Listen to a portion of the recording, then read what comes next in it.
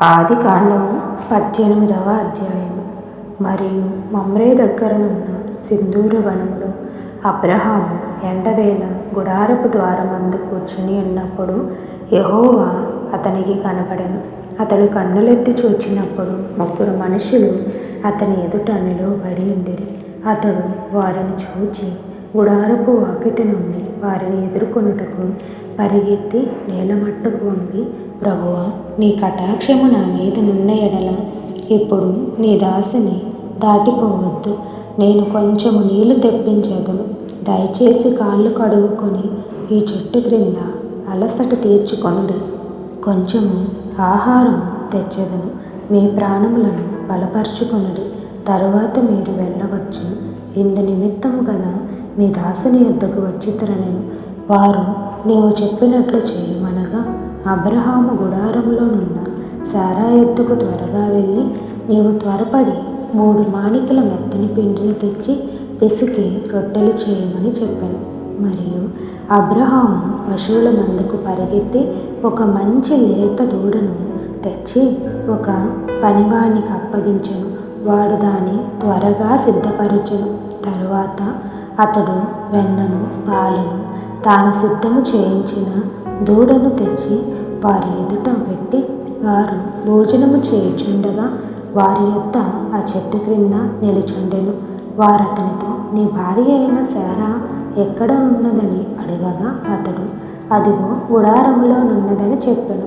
అందుకాయన, మీదటికి ఈ కాలమున నీ యొద్దకు నిశ్చయముగా మరలా వచ్చెదను. అప్పుడు నీ భార్య అయిన శారాకు ఒక కుమారుడు కలుగునని చెప్పెను. శారా ఆయన వెనుక నుండిన గుడారపు ద్వారమందు పెనుచుండెను. అబ్రహామును శారాయును బహుకాలము గడిచిన వృద్ధులై ఉండిరి.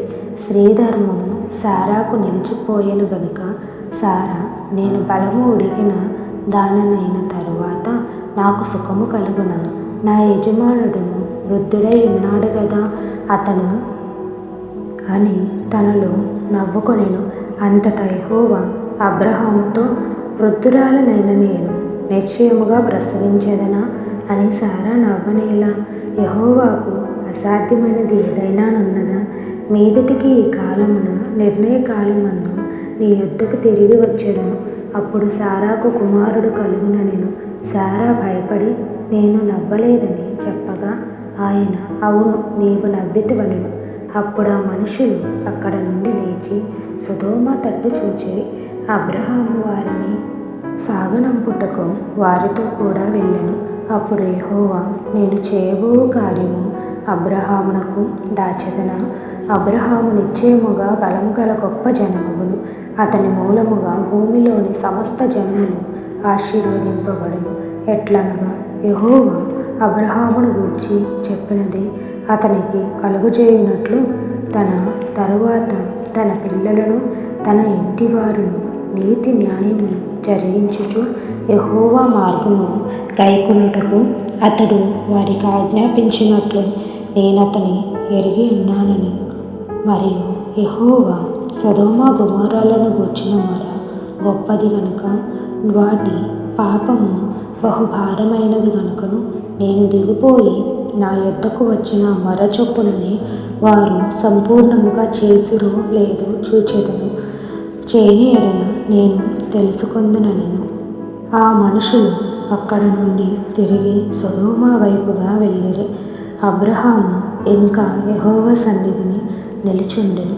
అప్పుడు అబ్రహాము సమీపించి ఇట్లనెను, దుష్టులతో కూడా నీతిమంతులను నాశనము చేయుదువా? ఆ పట్టణమును ఒకవేళ 70 మంది నీతిమంతులుండిన ఎడల దానిలోనున్న 70 మంది నీతిమంతుల నిమిత్తము ఆ పట్టణమును నాశనము చేయక కాయవా? ఆ చొప్పున చేసి దుష్టులతో కూడా నీతిమంతులను చంపుట నీకు దూరమవునుగాక. నీతిమంతుని దుష్టునిలో సమముగా ఎంచుట నీకు దూరమవునుగాక. సర్వలోకమునకు తీర్పు తీర్చువాడు న్యాయము చేయడా అని చెప్పినప్పుడు యెహోవా, సొదొమ పట్టణములో 70 మంది నీతిమంతులు నాకు కనబడిన ఎడల వారిని బట్టి ఆ స్థలమంతటిని కాయుదుననెను. అందుకు అబ్రహాము, ఇదిగో ధూళియు బూడిదనైన నేను ప్రభువుతో మాటలాడ తెగించుచున్నాను. ఏ 10 మంది నీతిమంతులలో ఒకవేళ 5 తక్కువైతే 5 తక్కువైనందున ఆ పట్టణం అంతయు నాశనం చేయుదువా అని మరలా అడిగాను. అందుకాయన అక్కడ 45 నాకు కనబడిన ఎడల నాశనము చేయనను. అతడింకా ఆయనతో మాట్లాడుచు, ఒకవేళ అక్కడ 40 మందియే కనబడుతురేమో అనినప్పుడు ఆయన ఆ 40 మందిని బట్టి నాశనము చేయక ఉందునని చెప్పగా, అతడు ప్రభువు కోపపడని ఎడల నేను మాట్లాడేదను. ఒకవేళ అక్కడ 30 మందియే కనబడుదురేమో అనినప్పుడు ఆయన అక్కడ 30 మంది నాకు కనబడిన ఎడల నాశనము చేయనను. అందుకతడు, ఇదిగో ప్రభువుతో మాటలాడ తెగించి తిని, ఒకవేళ అక్కడ 20 మంది కనబడుదురేమో అనినప్పుడు ఆయన ఆ 20 మందిని బట్టి నాశనము చేయకుందుననగా, అతడు ప్రభువు కోపపడని ఎడల నేను ఇంకొక మారే మాటలాడదును. ఒకవేళ అక్కడ 10 మంది కనబడుదురేమో అనినప్పుడు ఆయన ఆ 10 మందిని బట్టి నాశనము చేయక ఎందునెను. యెహోవా అబ్రాహాముతో మాటలాడుట చాలించి వెళ్ళిపోయిన అబ్రహాము తన ఇంటికి తిరిగి వెళ్ళెను.